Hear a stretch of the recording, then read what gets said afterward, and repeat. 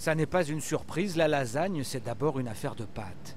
Mais attention, même si on est en Italie, à Modène exactement, elle ne doit pas être al dente, à peine ébouillantée. Dans sa cuisine, Marta Pollini va nous livrer la recette de la vraie lasagne, ce plat mondialement connu qui a été inventé ici. Je goûte. Parce qu'il faut ensuite mettre encore et encore la main à la pâte.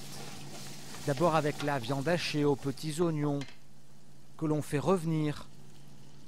Puis avec la sauce tomate que l'on rajoute, c'est la fameuse bolognaise. 3 heures de cuisson. Il y a du thym, du laurier, du romarin et de la sauge.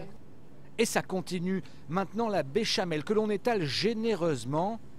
Puis le secret, le parmesan. Ni fromage râpé, ni mozzarella, ni rien d'autre. Il faut du parmesan. Cela va donner le côté croquant. Les couches de béchamel et de viande hachée donnent le côté crémeux. Et au-dessus, c'est croquant, ce qui donne le contraste. C'est peut-être pour ça que la lasagne est incontestablement le plat préféré des enfants du monde entier. C'est mon plat préféré, c'est délicieux ce mélange de fromage et de viande. Un gâteau de pâte. Nous allons maintenant à Trévise, à 20 km de Venise, pour un autre dessert. Et voici un homme à qui les petits, et les grands aussi, doivent beaucoup. Carlo Campeol est l'inventeur du tiramisu, tout simplement. On dit que c'est le deuxième mot italien le plus connu au monde après pizza. Inventaire des ingrédients. D'abord du mascarpone, de la crème de fromage, puis des boudoirs, des œufs et du cacao. On y est presque. Carlo nous conduit ensuite là où tout a commencé en 1971, dans ce restaurant où il était cuisinier. C'est là qu'il a rajouté le dernier ingrédient, le café, parce que c'est dans cette région, près de Venise, que le breuvage a été introduit pour la première fois en Europe en 1683. Le boudoir est trempé dans le café, de façon à ce qu'il soit imbibé et ne colle pas au plat.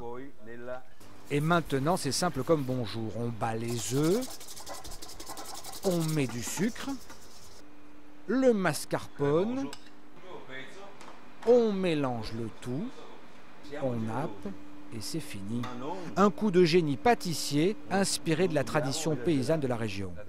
La tradition, c'était ça. Simple pâte aux œufs. Un problème. Comment rendre solide la crème aux œufs et au sucre? Solution, le mascarpone. Et voilà, sans cette toute simple crème au sucre et au citron, que l'on connaît sous le nom de mascarpone, il n'y aurait jamais eu de tiramisu.